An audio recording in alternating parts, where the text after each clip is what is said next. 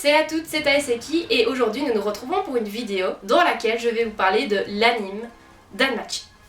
Il faut savoir que Danmachi provient évidemment d'un light novel, qu'il y a exactement 2 saisons et un spin-off pour l'instant plus un film.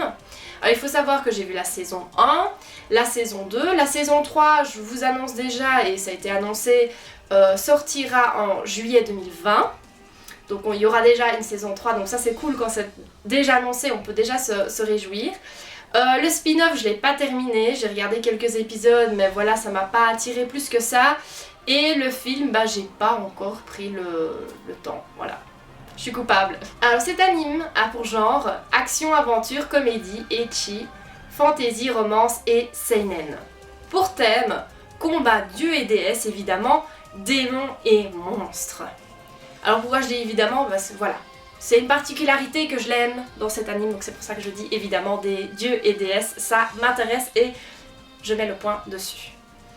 Pour parler, maintenant faire un petit résumé, pour parler de l'histoire, on se retrouve à Orario et on appelle cette ville aussi un peu le donjon parce qu'il y a un donjon dans lequel des aventuriers s'entraînent pour monter de niveau et il faut savoir que ces aventuriers ont parfois aussi des missions grâce à la guilde, parce qu'il y a une guilde, et sont répartis en familias.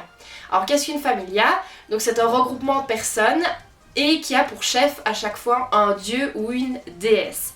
Alors parlons de notre personnage principal, Belcranel, qui lui se retrouve dans une familia composée que de lui. Pour l'instant, au début de l'histoire, il est seul dans cette familia, la familia d'Estia, une déesse considérée comme une déesse fainéante et voilà comme tous les dieux l'aperçoivent, donc elle est vraiment très très mal vue. Évidemment il y a d'autres familias avec d'autres dieux dont je vous parlerai un peu plus tard. Alors que va-t-il passer à Bel pour que l'histoire commence à avancer un petit peu? Un jour il va aller au donjon vouloir s'entraîner et il va rencontrer un ennemi qui ne devrait pas se trouver à cet étage de donjon puisqu'il y a des étages et lui va donc aller dans des étages dans lesquels il va pouvoir battre les monstres sans trop de difficultés, sans se mettre en danger. Et là il se retrouve face à un minotaure qui n'est pas qui ne devrait pas se retrouver du tout à cet étage là et il va prendre la fuite, va pas réussir à se défendre et par hasard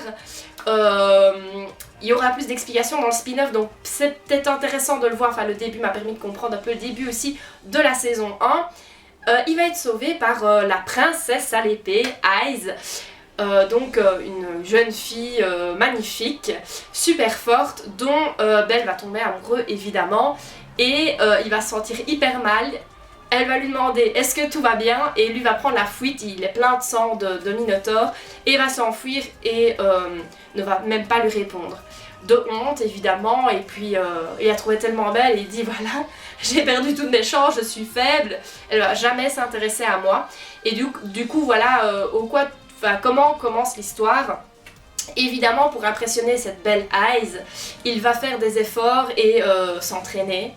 Et on va suivre ses péripéties, où il va rencontrer d'autres personnages, se dépasser, etc., etc. Je ne vais pas vous spoiler évidemment, j'ai envie de vous donner envie, donc si je vous spoil, si je vous raconte toute l'histoire, ça ne va pas aller. Passons à la partie où je donne mon avis. Donc, comme dans tous les styles un peu shonen, voilà, qu'est-ce que j'aime? Je pense que vous avez l'habitude si vous regardez mes vidéos. Le dépassement de soi, ne jamais baisser les bras, être courageux, avancer, même si on est dans la difficulté, continuer d'avancer. Ça, c'est vraiment des valeurs que je trouve super importantes. Et à chaque fois que je vois ça dans les animés, moi ça me...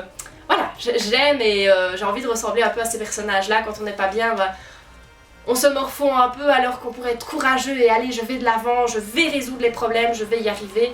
Donc c'est ça que c'est récurrent dans les shonen et certains en ont un peu marre, tandis que moi bizarrement j'arrive pas à m'en passer. Petite parenthèse, comme d'habitude c'est mon frère qui m'a proposé cet animé, m'a proposé de le regarder et j'ai mis très longtemps à le regarder puisque c'est sorti en 2016 et je pense que je l'ai regardé fin 2017. Bon, c'est pas des années plus tard, mais voilà, il m'a fallu le temps de me mettre dans le bain. Par contre, la saison 2, là j'ai regardé épisode par épisode, J'ai vraiment bien suivi cet été, vraiment épisode par épisode parce que ça m'intéressait du coup. Évidemment, ici ce que j'aime bien, je l'ai dit un petit peu en parlant des thèmes, les dieux et les déesses. Je trouve ça... bon, j'ai pas une grande culture anime et manga, mais ça me touche particulièrement. J'ai toujours bien aimé les dieux et les déesses, peu importe les religions et les époques. Et donc je trouvais ça sympa qu'on mette ça un petit peu dans l'histoire. Et aussi cette histoire de familia qui ressemble au mot famille. On est une famille, on s'entraide, on est un groupe. Et ça, vous savez bien, la famille, c'est important pour moi. Donc voilà, ça m'a touchée aussi. Alors maintenant, je vais vous parler un petit peu, sans vous spoil, d'un personnage que j'aime bien, qui n'apparaît pas tout de suite dans l'animé, donc voilà, ça me spoil pas trop, et puis je vais pas parler en détail, mais plus de son caractère. J'adore le personnage de Mikoto, qui est un peu style ninja, shinobi, un peu dans ce genre là, un peu samouraï, kimono, enfin vraiment genre un peu japonais quoi, enfin. Et j'adore ce personnage. Elle est calme, elle est réfléchie, et dans la saison 2 on va un peu découvrir encore plus son caractère, et ce caractère qui m'a plu évidemment. Là on la découvre plus, enfin je pense pas que ça spoil, mais souvent dans les shonen il y a quand même des personnages qui sont l'amitié avant tout, je veux protéger mes amis, je veux les défendre, on est une équipe. Et ici Mikoto vraiment pendant la saison 2 va vraiment montrer oui, j'ai des amis, j'ai confiance en eux, je me bats pour eux, j'ai envie de les défendre. Peu importe ce qu'ils sont devenus, ce qu'ils font, ce sont des amis, ils sont malheureux, je les aide. Et ça j'aime particulièrement. Alors dans les dieux et déesses, j'ai aussi un petit personnage préféré, donc c'est la déesse Héphaïstos, donc évidemment la déesse forgeronne. Pourquoi je l'aime bien? En fait, dès les premiers épisodes, déjà je trouve que elle a les cheveux rouges, les yeux rouges, les cheveux courts, elle a un cache-œil. Et déjà moi les personnages cheveux rouges, yeux rouges, j'adore, c'est ma couleur préférée, plus le bordeaux, mais j'adore cette couleur, donc déjà dès qu'il y a un personnage qui a les deux, j'adore. Donc elle a les deux, donc elle a la combinaison parfaite, donc j'adore. En plus c'est un personnage strict et travailleur. Alors comment vous dire, étant un strict, je suis travailleuse. Je travaille beaucoup pour mes élèves, je réfléchis à des méthodes qui fonctionneraient avec eux, qui sont ludiques, etc. Donc ouais, je me compare un peu à elle, je suis travailleuse aussi. Stricte un peu moins, enfin j'espère. Il paraît que j'ai l'air stricte. Quand je travaille ici, je pense pas. Mais il paraît que lorsque je travaille, je peux paraître stricte, je peux faire peur. Ce qui est un peu triste d'ailleurs, c'est pas mon but. Mais voilà, donc je me compare un peu à elle, et maintenant on sait pas énormément de choses, donc j'aimerais bien un petit peu qu'on parle plus d'elle. On verra à la saison 3 ce qui arrivera, mais d'après la fin de la saison 2 et un petit peu la fin ouverte qu'ils ont montré, à mon avis, on parlera pas tout de suite d'elle, ou même voire pas du tout. Alors ce que j'aime bien particulièrement aussi dans cet animé, c'est l'OST. Alors si vous devez aller écouter un seul morceau pour vous convaincre, maintenant c'est vrai que ça c'est ce que je remarque aussi, on peut aimer un OST, mais une personne qui n'a pas vu l'anime, qui n'a pas cette ambiance tout autour qui va avec cette musique, va peut-être pas être aussi sensible à la musique. Mais franchement c'est le thème de l'Argonaute. Ça c'est la chanson, enfin la musique, le thème qui me motive le plus. Enfin, c'est vraiment pendant une scène, comme je vous l'ai dit, il va être courageux, il va essayer de se battre, il va se dépasser, et c'est à chaque fois dans ces moments là qu'il y a cette musique qui arrive, et ça prend au trip, et ça donne envie de se battre avec lui, et vraiment d'aller avec lui. Et donc à chaque fois, pour me motiver, souvent quand je travaille, à la maison, pas au boulot évidemment, mais quand je travaille ici, que je prépare des choses, je mets de la musique, et c'est un des OST que j'écoute évidemment, un thème qui me touche particulièrement. Alors un petit point négatif pour certains, j'ai surfé un peu sur les forums pour un peu voir quel est le point le plus souligné, c'est que malheureusement il y a Litchi et Harem.